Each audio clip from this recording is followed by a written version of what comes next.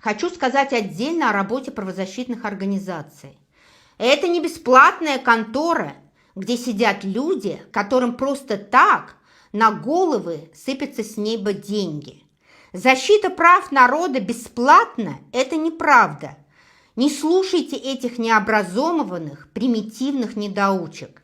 Если у организации есть финансирование, они работают по кейсам. Если нет, то они не берут дела. Еще раз повторяю, люди, если в правозащитной организации нет ставки адвоката или юриста, вы будете оплачивать и нанимать его для ведения своих дел. Это не бесплатная услуга, это оплачиваемая этой организацией работы адвоката или юриста. И если у организации нет средств, за вас никто платить не будет. Почему, когда, например, арестовали Нурсултан, на нее собирались деньги? Почему Хыдыров посылал для нее деньги, например, на адвоката? Для Алишера. Он не один раз повторял в прямых эфирах об этих фактах.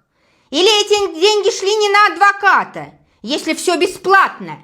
Более того, ни одна правозащитная организация не обязана вам оплачивать почтовые расходы или переводчиков, потому что на это нет в организациях дополнительного финансирования. И да, со своего кармана я не обязана нанимать тебе ни адвоката и не обязана брать тебя и твою семью на свое обеспечение.